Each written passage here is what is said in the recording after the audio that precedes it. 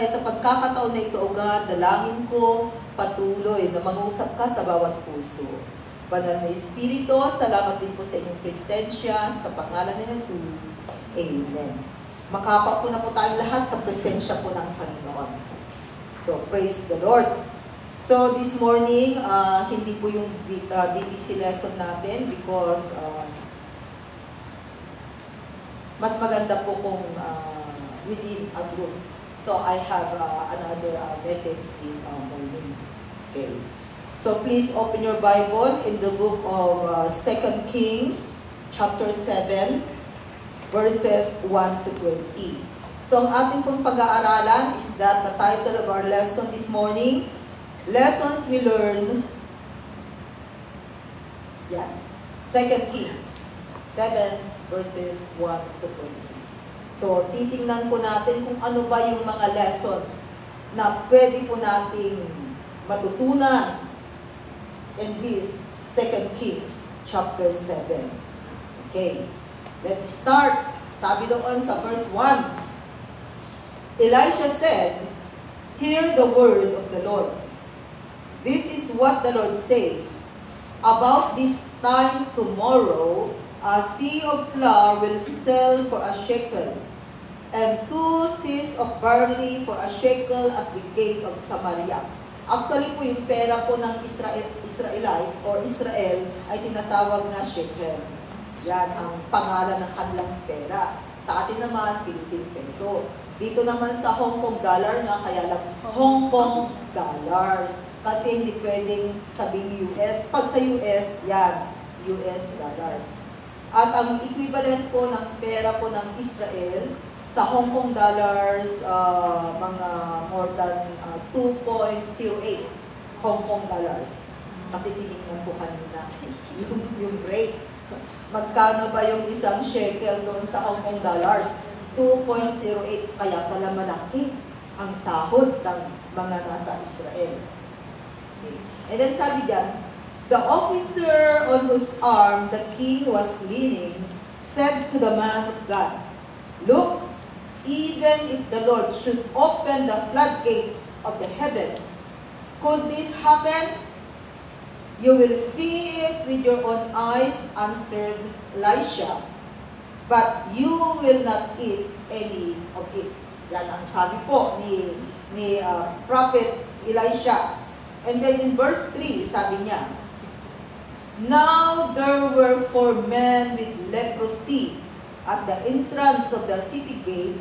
They said to each other, 'Why stay here until we die?'"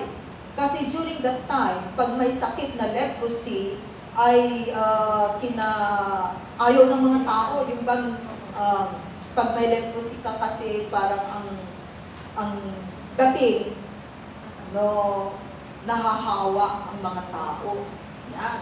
Kaya pag leprosy, pinagdidirihan. So kawawa naman po, outcast ang mga may sakit na leprosy. And then sabi dito sa verse 4, "If we say we'll go into the city, the famine is there, and we will die. And if we stay here, we will die. So let's go over to the camp of the Arameans and surrender. If they spare us, we live. If they kill us, then we die." So ito na po yung naging sitwasyon ng 4 na leprosy na ito. Kasi nga during that time, famine, walang makain. So sabi nila, kung mag-i-stay tayo dito, mamamatay din tayo. So why not go? Sabi diyan, in the camp of Arameans, kasi maraming mga pagkain doon. And we're going to surrender. Sabi po ng 4 na leprosy na ito, kung bubuhayin nila tayo, it's good. Kung papatayin, talagang ganun. Kaya itong mga leprosy na ito, come what may, bahala na. Anyway, ganito naman tayo. Ganyan.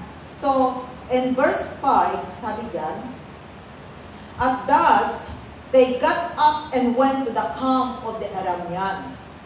When they reached the edge of the camp, not a man was there." So, nung pumunta sila, wala namang tao.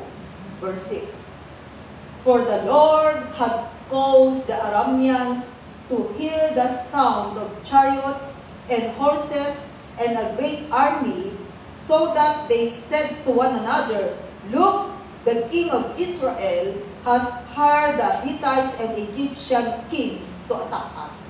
Yun pala may ginawa ang Panginoon during that time. Na kumilos na ang Panginoon. Okay? Nauna ng kumilos ang Panginoon na makikita po natin dito. So ang akala ng mga kaaway nila, ng mga Arameans, ayan, nag-hire nga para someone will attack them. Verse 7. So they got up and fled in the dust and abandoned their tents and their horses and donkeys. They left the camp as it was and ran for their lives. Imagine pwedeng gawin ng Panginoon, ano? Kaya walang imposible kay Lord. Pag may kaaway pa lang tayo, no? Katulad nito, because we know that Israel, they are the chosen people of God. So, dumating sila doon sa sitwasyon na nakaranas sila ng sufferings, ng hirap, because of their own wickedness. Yun kasi yung sitwasyon, pag atin pong babasahin. But in spite of that, makikita pa rin po natin na hindi pinabayaan ni Lord ang bansang Israel. No?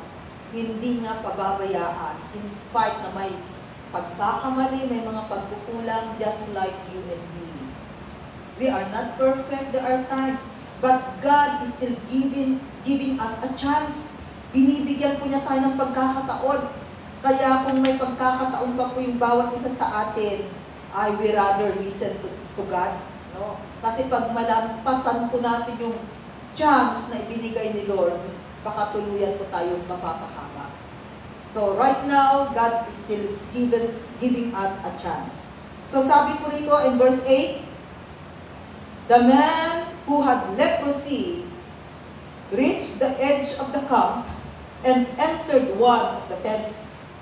They ate and drank. Ako, ang swerte naman ng 4 na leprosy ito. Kung ilang araw siguro sila hindi kumain. And then talagang kaswerte nila kasi nung dumating sila doon sa kampo, walang tao. So, they ate and drank and carried away silver, gold, and clothes and went off and hid them. So, yun yung kanilang ginawa. They returned and entered another tent and took some things from it and hid them also. So, ito yung ginawa ng mga leprosy na ito. Ay, may mga pwedeng itago, kinuha nila, itinago. Kinain nila yung mga gusto nilang kainin. Okay. And, verse 9, dito po tayo mag-umpisa. What are the lessons that we can learn from this 2 Kings, chapter 7? So, start natin in verse 9. Number 1 lesson po natin, we can found in verse 9. Sabi lang. Then they said to each other, "We're not doing right. This is a day of good news, and we are keeping it to ourselves. If we wait until daylight, punishment will overtake us. Let's go at once and report this to the royal palace." So, number 1 lesson that we can learn from this, verse 9, is that doing what is right. Gumawa ng kabutihan. So, na-realize ng 4 na leprosy na ito na, naku, ang ginagawa natin ngayon ay hindi tama. Oo nga naman, ikaw ba maaating mo? Na alam mo merong hindi kumakain, napakarami nila. Hindi kumakain, and then ikaw busog na busog. At nalaman mo na wala na pala yung kaaway. No? Pinaalis na ng Panginoon. So ano ba ang gagawin mo? Ipagkakait mo ba? So sabi nila, no, ang ginagawa natin ay hindi tama. So number 1 lesson is that doing what is good. Ang paggawa ng tama. So bilang mananampalataya, this is one way na ipinapakita natin sa mundong ito na tayo po ay alagad ng Panginoon. Kaya ang mga mananampalataya, di ba, gumagawa ng kabutihan. Kapartihan sa buhay natin, ang paggawa ng kabutihan. In James 4, verse 17, sabi po niya, anyone then who knows the good he ought to do and doesn't do it, sins. Tingnan po ninyo. Pag alam mo na mabuti yung isang bagay at hindi mo ginawa, kasalanan. Nagkakasala ka. Ito yung tinatawag na sin of omission. Sin of omission. Kasi, dapat mong gawin, pero hindi mo ginawa. Kaya tingnan natin, may mga bagay-bagay na dapat pala natin gawin, even in our ministry. Hindi naman sinabi ni leader, pero kinakailangan talagang gawin, pero hindi mo ginawa. So, ano ang naging result? Yan. Nagbunga siya ng hindi maganda kasi minsan, hindi kasi sinabi ni leader. Baka kung gagawin ko, yan, magagalit si leader. Yun kasi minsan yung mindset natin. Pero alalahanin natin, pag kinakailangang gawin, we need to do it. Di ipagpaalam, leader, gagawin ko ba ito? Pag hindi ka sinabihan, minsan kasi hinihintay natin na sasabihan tayo. Paano kung yung leader natin ay ulyanin na rin? Kalimutan. Di ba nakakalimutan minsan? Hindi niya nasabi, ikaw na yung magpaalala. Leader, gagawin ko ba ito? Ano masasabi mo? Kasi minsan nahihiya tayo. Hindi ko alam kung nahihiya. Or yung tinatawag na humble pride. You want to humble yourself, but on the other hand, pagiging pride. Kaya tingnan ko natin. Kasi there are things that we need to do na kinakailangan dahil sabi yan sa kanyang salita, pag hindi mo ginawa ang isang bagay na alam mong mabuti, ikaw ay nagkakasala. So kung may pag-aalinlangan ka, edi tanungin mo. No, you ask. Kaysa yung hindi ka kumikibo. Pag sinabi sa'yo na, hayaan mo lang, at least, you are free from that guilt, isn't it? Tinanong ko naman, sinabing hinayaan. Alam ko naman na dapat gawin mabuti, pero sabi naman niya, sabi naman ng leader, hayaan ko. So, at least, wala kang pananagutan. Let it be na siya yung may pananagutan. So, maging balansi po tayo. Tingnan po natin, God give us wisdom and knowledge. Hindi yung palibhasa, hindi na sinabi sa'yo, hindi sinasabi, di hayaan mo. Tanggalin po natin yung attitude po natin na ganoon. We rather ask. It's better to ask. Okay. Another is Galatians 6 verses 9 to 10. And Galatians 6 verses 9 to 10, sabi diyan, let us not become weary in doing good. Kaya wag po tayong mapagod sa paggawa ng kabutihan. For at the proper time, we will reap a harvest if we do not give up. Hindi po nasasayang ang ginagawa nating kabutihan. Tatandaan mo yan, kapatid. Hindi nasasayang ang ginagawa mo sa iyong ministry na galing sa puso. Hindi man nila nakikita, pero mayroong isang nakakakita. At yan ay ang walang iba kundi siya ang magbibigay ng reward. Kaya wag po sa tao natin ipakita kundi sa Panginoon. Yun po bilang mananampalataya, and we know that God is not a respecter of person. Kung para sa iyo, ibibigay ni Lord. So let us not become weary in doing good. Gumawa lang po ng kabutihan. For at the proper time, we will reap a harvest if we do not give up. Verse 10. Therefore, as we have opportunity, may oportunidad. So sabi diyan, let us do good to all people. Lahat ng tao, huwag tayong mamili. Especially to those who belong to the family of believers. Pero minsan sa atin, mas inuuna pa natin yung unbeliever. Yung purpose natin minsan, it's good. Kasi sasabihin mo, ito munang unbelievers na ito para maakay ko. Pero usually, yung mga unbelievers na tinutulungan natin, pina-prioritize natin. At the end, sila din yung nagbibigay ng problema sa atin. Isn't it? So, sabi po dyan, Kung pagpipiliin ka kung sino ang tutulungan mo, ang isang kapwa mo mananampalataya or hindi mananampalataya, you rather choose your own brother and sister. Sila ang mauuna mong tulungan. Kaysa yung hindi mo kakilala at hindi unbeliever. At unbeliever, I mean. Kasi yan po ang sabi sa kanyang salita, we need to obey the word of God. Kasi merong nangyayari sa buhay natin na maganda nga yung purpose natin, pero yung way natin ay iba. Kaya at the end, medyo may question. Sabihin natin, maganda naman Lord yung purpose ko. Yes, maganda nga. But the way you do it, yun ang mali. Kaya tingnan natin. Dapat maayos siya. Okay. So, doing what is right. Okay. Number 2. Number 2 is still in verse 9. Doon sa text natin in 2 Kings chapter 7. So, number 2 natin is that do not keep silent. Do not keep silent. Ecclesiastes 3 verse 7. Sabi niya sa Ecclesiastes 3 verse 7, a time to tear and a time to mend. A time to be silent and a time to speak. Oh. Kaya may panahon na kinakailangan magsalita ka.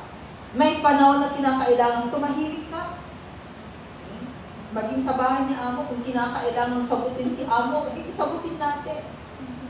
Pero there are time na kinakailangan tumahimik ka. Pero ang maganda, pag tayo ay nagsalita sa Amo, sabihin natin yung loobin natin, and then pag nasabi na natin, huwag na natin ipilit.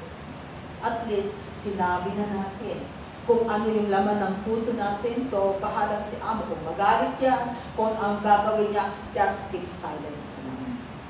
Okay? Huwag mo nang sasabihin na talagang ipaggigiitan mo na tama ka. Kasi at the end of the day, wala kang magagawa, employer yun, panalo pa rin. Panalo pa rin. Pero ang mahalaga, sinabi mo. Kasi mahirap kung magtanim ng sama ng loob.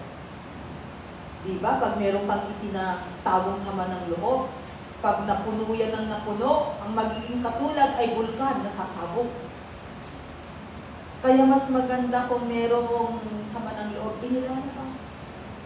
Huwag ikinikimkim. Kasi pag kikimkimin mo yan, ano ang mangyayari? It will become bitterness. Magpuugat. Kaya habang maaga pa lang, itanggal. Sabihin mo dun sa tao, oy, sister, alam mo, nasaktan ako sa ginawa mo kanina. Pero minsan hindi natin kayang gawin, di ba? Kundi, sige, gawin mo pa ulit, makikita mo. Yan, yung sinasabi natin. Sige, pagpapasinsyaan kita na yun. Pero may araw ka rin. So, wag kong ganon. We rather care. Oy, sister, hindi ko gusto yung ginawa mo kanina. At tayo naman, kung mayroong lumapit sa atin na ganon, we need also to humble ourselves. Ay, ganun ba, sister? Ala, pasensya ka na, unaware ako. Hindi sasabihin mo, talagang ganyan ako. Alam mo naman, pero wala akong ibig sabihin. Hindi ka nga niya naiintindihan. Kaya siya ay nasaktan. Kasi kung naiintindihan ka niya, okay lang sa kanya, isn't it? Yes. So, ganun po ang gagawin natin, mga kapatid. Buti sana kung lahat tayo ay kilala natin yung pag-uugali ng bawat isa. Pero ang nangyayari sa atin, parang nanguhula tayo. Nanguhula tayo. Minsan nga, sarili mo, hindi mo rin maintindihan eh. Yan pa kayang katabi mo. O, sino ang nakakaintindi ng kanyang sarili? Minsan, di ba? Tumakating tayo sa puntos na hindi mo naiintindihan. Mismong sarili mo nga. Buti na lamang si Lord talagang naiintindihan niya tayo. So there are times na Hindi natin naiintindihan, pero at the end of the day, doon natin naiintindihan dahil ipapaintindi ng Panginoon sa atin. So nagpapatunay lamang that we need to depend on God. Wala tayong magagawa. Okay. 1 Peter 3:15 to 16. Another supporting verse. Sabi diyan, but in your hearts set apart Christ as Lord. Always be prepared to give an answer to everyone who asks you to give the reason for the hope that you have. But do this with gentleness and respect. Gentleness and respect.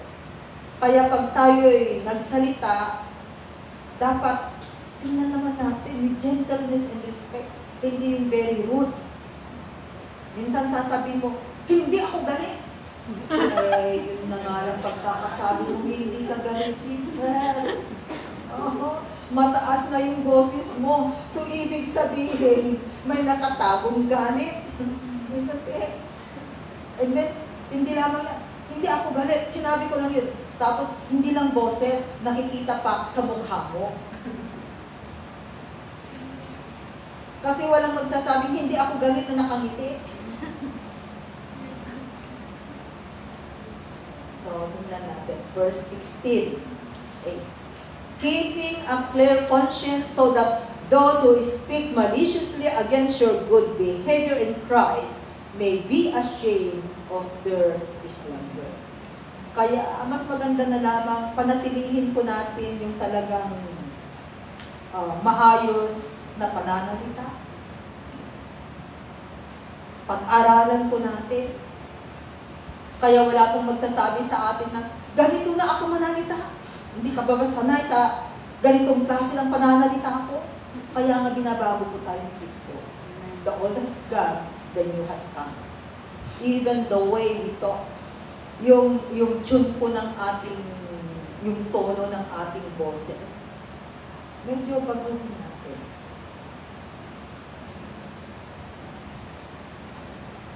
Okay, let's go back to our text. Verses 10 to 11 sa 2 Kings chapter 7.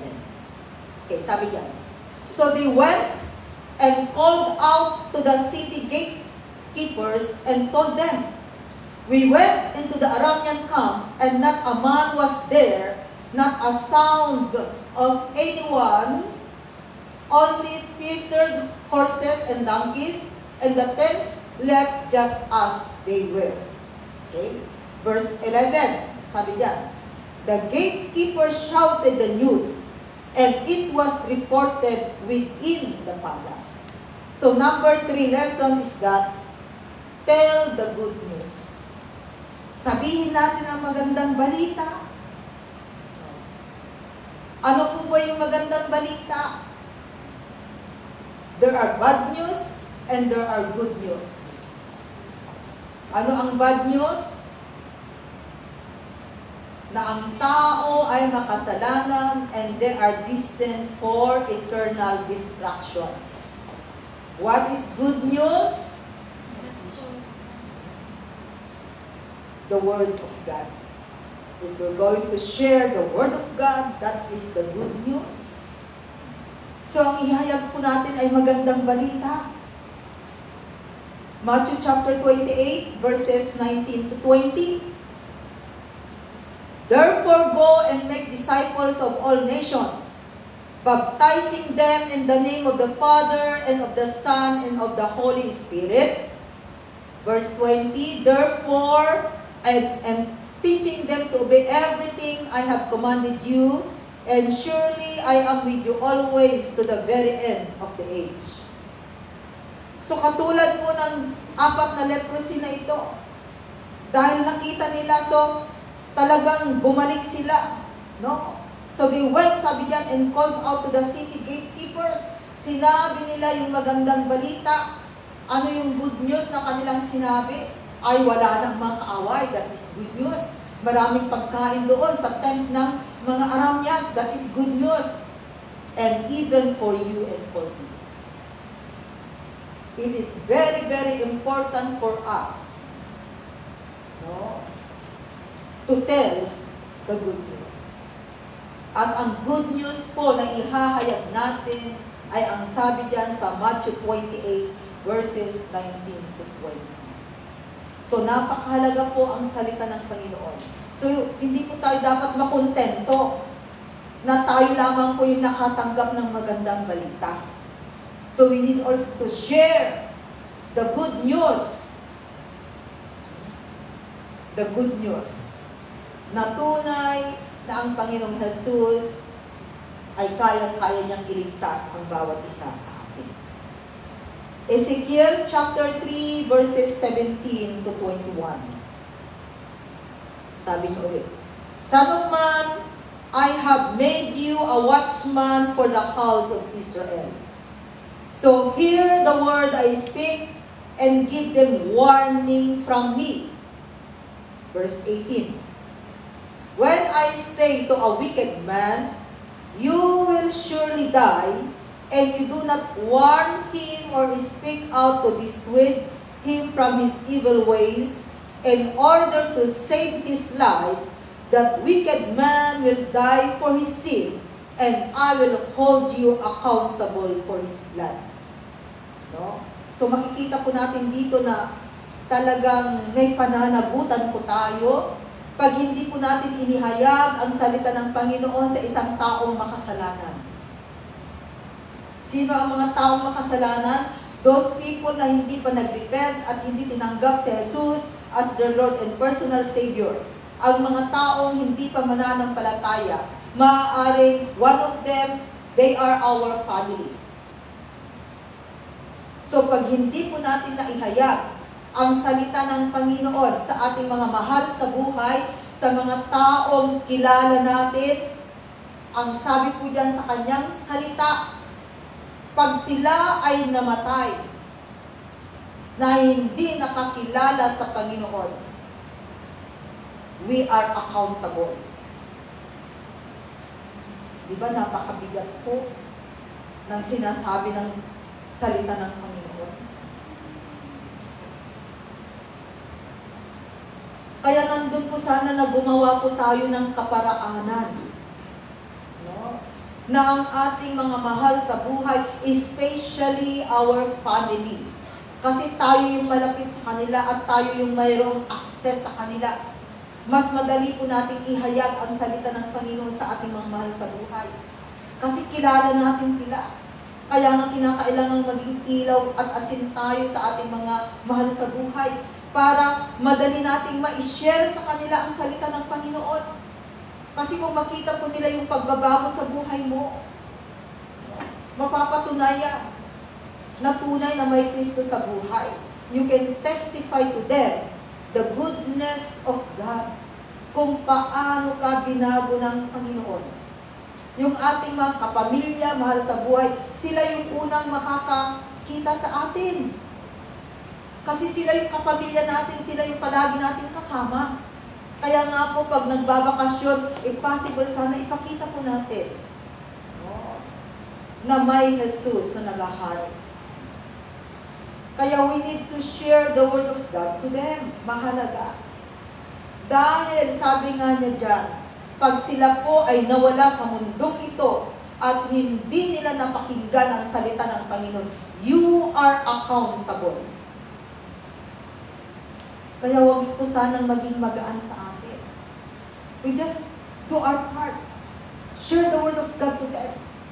Kung at the end of the day, ayaw kanilang paniwalaan, at least, kapatid, you do your part. Next verse, please. Verse 19. Ayan. But if you do warn the wicked man, and he does not turn from his wickedness or from his evil ways, he will die for his sin, but you will have saved yourself. Tignan po ninyo ang salita ng Panginoon. As long as we do our part, ginawa po natin yung dapat nating gawin. We share the Word of God. No? Naging ilaw, asin tayo sa kanila.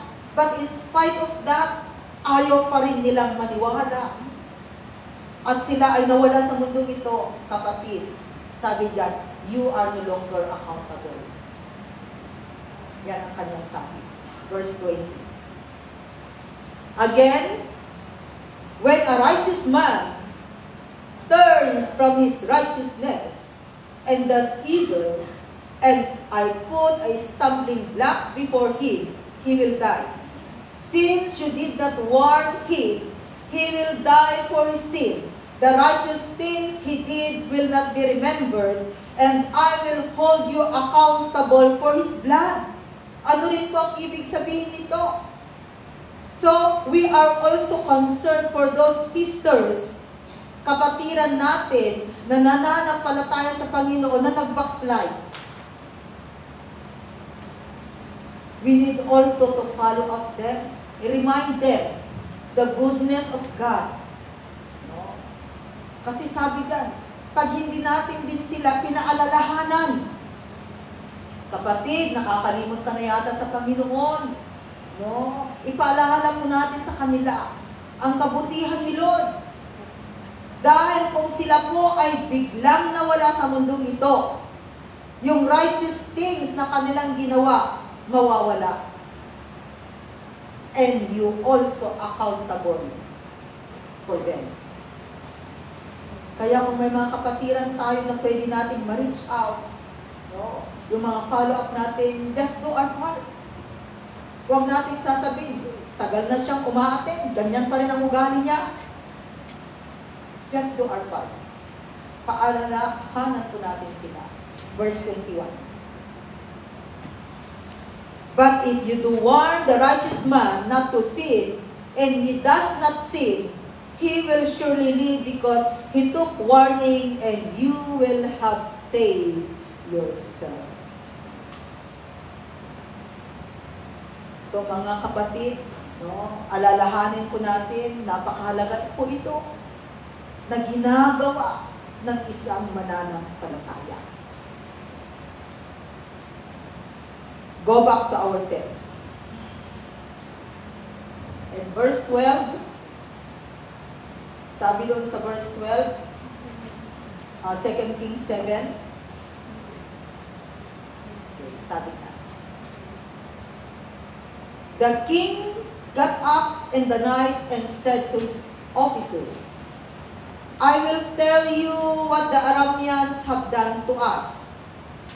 They know we are starving, so they have left the camp to hide in the countryside, thinking they will surely come out, and then we will take them alive and get into the city. Ito yung iniisip ng hari, ito yung alam niya. Baka nagpupunwari lamang sila. Hindi totally na iniwanan nila yung kanilang camp. Verse 13. Sabi niya, one of his officers answered, have some men take 5 of the horses that are left in the city. Their flight will be like that of all the Israelites left here. Yes, they will only be like all these Israelites who are doomed. So, let us send them to find out what happened. Verse 14. So they selected 2 chariots with their horses, and the king sent them after the Aramean army. He commanded the drivers, go and find out what has happened. Okay. So number 4 lessons that we can learn is that finding the truth. Alamin ang katotohanan. So ibig sabihin, hindi lang pala napakinggan natin yung isang bagay, lalo na pag bad news, kaagad na tayong maniniwala.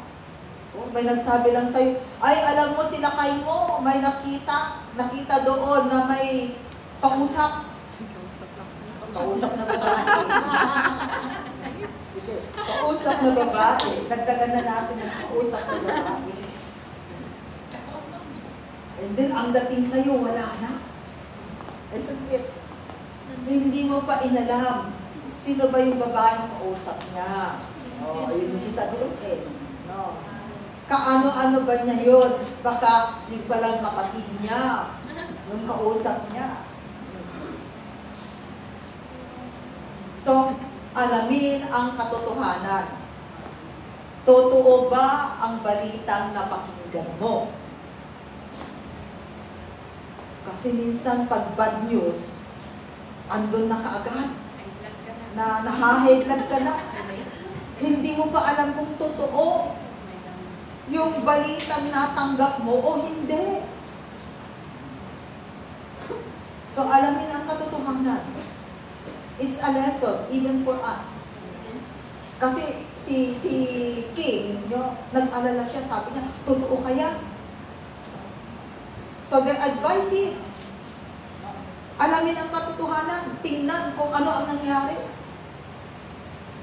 So even for us, pag may mga balita, may mga news na nakakarating sa atin, huwag basta-basta maniniwala.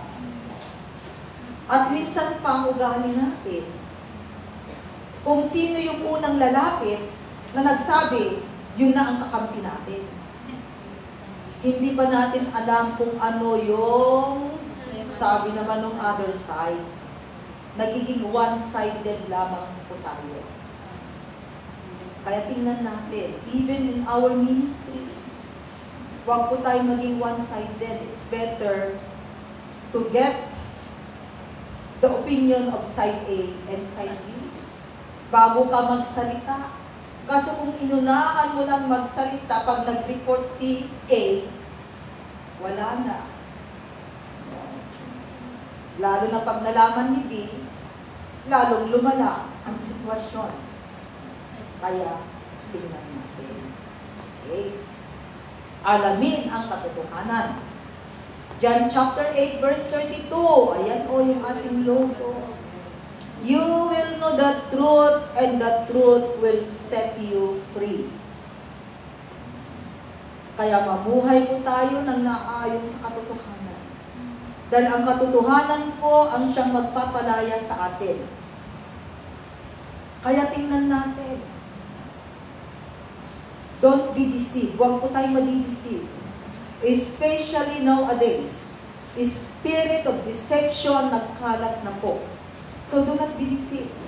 Tingnan ang katotohanan, mga kapatid. 2 Timothy chapter 2 verse 15. Okay, sabi po dyan, yan. Do your best to present yourself to God as one approved, a workman who does not need to be ashamed, and who correctly handles the word of truth. So tunay po na ito yung dapat natin gawin. Do our best to present ourselves to God as one approved, a workman, sabi dyan, who does not need to be ashamed. Dahil tayo po ay namumuhay sa katotohanan, tayo po ay namumuhay ng naaayon sa salita ng Panginoon. Dahil ang salita ng Diyos ang siyang nagbibigay sa atin ng katotohanan. Kaya nga kailangan natin ang kanyang salita. Salamat sa Panginoon because of the Word of God na atin pong napapakinggan every time na nag-day off tayo, nasa presensya tayo ng Panginoon, maging sa ating employment house, nakikinig tayo sa mga salita niya, nagbabasa tayo ng salita ng Panginoon. So dito, makikita po natin mga kapatid na maraming katotohanan. Actually, punong-puno na po ng katotohanan na nalaman ng bawat isa. Ang gagawin na lang natin is to manifest it. Kaya huwag po tayong magpalinlang. Tumayo po tayo sa katotohanan, sa salita na ating napapakinggan. Kaya pag umuwi po kayo, do not compromise. Kung ang pamilya po ninyo ay still pa rin na ritual, na nag-o-offer sila ng mga sacrifices, do not compromise. Ipakita ninyo. Imagine that. Kailangan ng malaking pera, sayang lang ang pera, isipin. So, sabihin po ninyo, ihayag po ninyo sa kanila ang katotohanan. Just do your part. Okay, number 5. Number 5 po na lessons natin. Go back to verse 15. 15 to 20 ang babasahin natin. They followed them as far as the Jordan, and they found the whole road, verse 15, and they found the whole road is strewn with the clothing and equipment the Arameans had thrown away in their headlong flight. So the messengers returned and reported to the king, verse 16. Then the people went out and plundered the camp of the Arameans. So a seah of flour sold for a shekel, and 2 seahs of barley sold for a shekel, as the Lord had said. Verse 17. Now the king had put the officer on whose arm he leaned in charge of the gate, and the people trampled him in the gateway, and he died, just as the man of God had foretold when the king came down to his house. It happened as the man of God had said to the king, about this time tomorrow, a seah of flour will sell for a shekel, and 2 seahs of barley for a shekel at the gate of Samaria. Verse 19. The officer had said to the man of God, look, even if the Lord should open the floodgates of the heavens, could this happen? The man of God had replied, you will see it with your own eyes, but you will not eat any of it. And verse 20, and that is exactly what happened to him. For the people trampled him in the gateway, and he died. Number 5 lessons. The fulfillment of the Word of God. Okay? Fulfillment of the Word of God. Diba, sabi kanina doon sa verse 1 and 2, sa verse 1 na ating binasa kanina, verse 1 and 2. Balik na natin sa verse 1 and 2. Sa binasa natin kanina, sabi diyan, sa paumpisa pa lamang, Elisha said, hear the word of the Lord. This is what the Lord says. About this time tomorrow, a seah of flour will sell for a shekel, and 2 seahs of barley for a shekel at the gate of Samaria. Verse 2. The officer on whose arm the king was leaning said to the man of God, look, even if the Lord should open the floodgates of the heavens, could this happen? You will see it with your own eyes, answered Elisha, but you will not eat any of it. So, dito po sa verses 15 to 20, ano po ang nangyari dito sa officer? The fulfillment of the Word of God. He was trampled, di ba? Namatay siya. So, ibig sabihin, hindi narinig lamang niya, pero hindi niya natikman, hindi niya naranasan. Kasi namatay itong officer na ito. So, the fulfillment of the Word of God. Ezekiel 12 verse 25. Sabi po dyan sa Ezekiel 12 verse 25,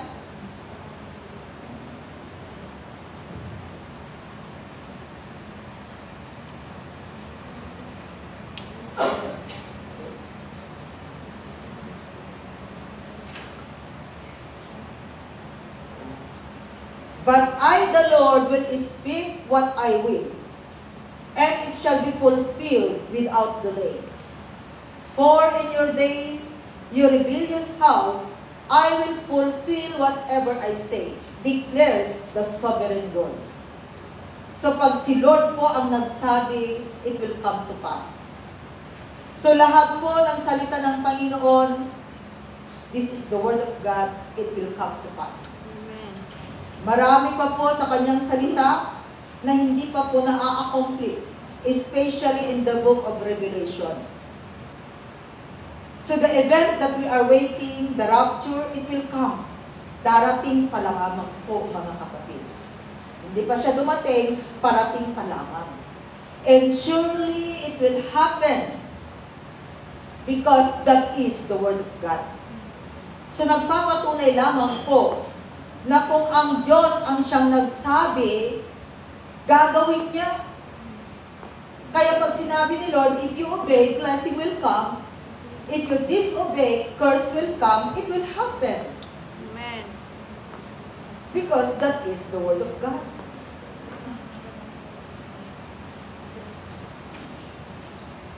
Kaya ang salita po ng Panginoon, it is true.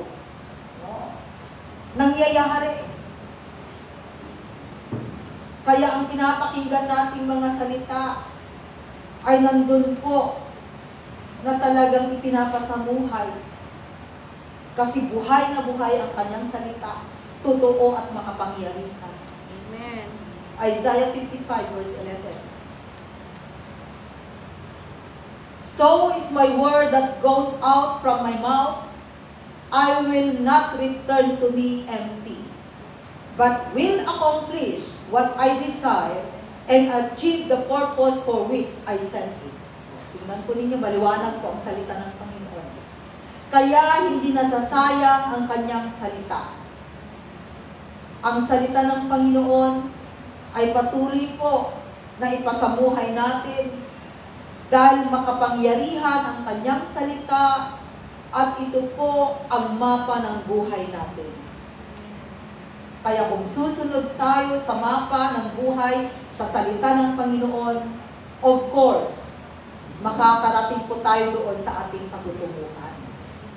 Tama yung direction. Tama yung landasin na ating tinatahak. That's why, sa isang mananampalataya, kakambal ng buhay natin ang kanyang salita. Without the Word of God, walang magagawa ang isang tao. Kailangan natin ang salita ng Diyos. At ang pang-anim po, meron pa bang supporting verse akong inilagay? Wala na. Wala na. Okay. Pang-anim. Number 6 lesson is still doon sa verses 15 and 20 na ating binasa. Number 6 lesson is that truly God can open the floodgates of heaven. Di ba yan ang sabi ng officer? No? Hindi mangyayari, hindi bubuksan ni Lord kanya ang floodgates of heaven. Pero sabi ni Prophet Elisha, maririnig mo lamang, pero hindi mo siya mararanasan. So number 6 lessons is that truly God can open the floodgates of heaven. Malakay chapter 3 verse 10. O tingnan ninyo, napunta sa Malakay chapter 3 verse 10. Sa umpisa, kwento ng 4 na leprosy. Pero tingnan niyo, hindi mawawala talaga, no? Ang floodgates of heaven, ang tinatawag na giving kasali. Malakay chapter 3 verse 10, sabi niya, bring the whole tithe into the storehouse, that there may be food in my house. Test me in this, says the Lord Almighty, and see if I will not throw open the floodgates of heaven. The word floodgates of heaven.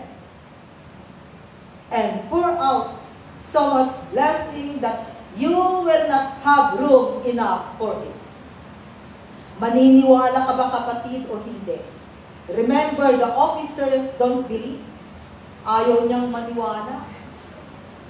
Sabi niya, hindi mabubuksan kahit na mabuksan. Ang floodgates of heaven, hindi mangyayari ang iyong sinasabi. Kaya tunay, sabi nga natin, truly God can open the floodgates of heaven. Yan ang sabi sa Malakay chapter 3 verse 10. Nagpapatunay lamang po mga kapatid. This is one way kaparti ito. Na tunay na walang imposible kay Lord. God knows kung ano po ang pangangailangan ng bawat isa sa atin. God knows it. Pero ang kanyang salita, subukan ninyo ako. And Malakay chapter 3 verse 10, this is the only verse in the Bible na nagsasabi na subukan ninyo ako. Only this verse. Malakay chapter 3 verse 10. Wala nang ibang verse, kapatid, na makikita mo na sinasabi sa kanyang salita na subukan mo ako. Nasubukan na ba ninyo ang Panginoon? Dahil tunay po ang kanyang pangako, no? And see if I will not throw open the floodgates of heaven and pour out so much blessing that you will not have room enough for it. Tunay po ang salita ng Panginoon. Di ba sabi natin sa number 5 kanina? Fulfillment of the Word of God. So this is the Word of God. So ibig sabihin, nagpapatunay lamang na totoo ang salita ng Panginoon and it will come to pass. It will happen in our life. Kaya kapatid, no, magpatuloy ka lamang. Dito po sa lessons po na ating pong napag-aralan this morning, na kung titingnan natin, pagsasamahin po natin itong mga aral na ito, malaki po ang naitutulong sa ating buhay. Na hindi lamang napakinggan, but most especially, we will put it in action. So what are the lessons that we learned? Ulitin muna natin before we go to the final verse, our conclusion. Sabi doon, what are the lessons? Number 1 is that doing what is right or doing what is good. Okay. Number 2, do not keep silent. Kung kinakailangan magsalita, magsalita. Kung kinakailangan tumahimik, tumahimik ka. Okay? Number 3, tell the good news. Ihayag ang kabutihan ng Panginoon. Number 4, finding the truth. So, wag lang kayong maniniwala pag may balitang dumating. Lalo na pag galing ng Pilipinas, alamin muna kung totoo o hindi. Especially the bad news. Kasi kung good news, excited ka na kaagad kasi good news yun. No? Pero pag bad news, ay talagang tumataas ang presyo ng dugo. Kaya alamin ang katotohanan. Number 5, fulfillment of the Word of God. Tunay po ang salita ng Panginoon. And number 6, truly God can open the floodgates of heaven. And our conclusion, dito po tayo magtatapos, 2 Corinthians 6 verse 2. Na ang sabi niya, for he says, "In the time of my favor I heard you, and in the day of salvation I help you. I tell you, now is the time of God's favor. Now is the day of salvation." Amen? Kaya kung ito po yung araw ng favor ng Panginoon, ang favor ng Panginoon is that God give it to you because you deserve it. So, it is the time of God's favor. Makakamtan mo kasi deserve mo siya, kapatid. And now is the day of salvation. That God is able to save us in every aspect of our life. Kaya, let's keep on serving the Lord dahil alam po natin na may gagawin ng Diyos sa buhay ng bawat isa. Amen. Panginoon, salamat o God sa iyong salita na minsan pa po tinuruan mo po kami o God ng mga dapat po namin ginagawa sa aming buhay. Salamat Panginoon sa mga lessons na natutunan po namin o God in this 2 Kings chapter 7 verses 1 to 20 na kung saan o God binuksan mo po ang aming espiritual na pangunawa na ito po ay naunawaan namin Panginoon. Salamat maging sa wisdom and knowledge na ibinigay mo po sa bawat isa. Salamat Lord at ikaw lamang po ang siyang maitataas. In Jesus' name I pray. Amen.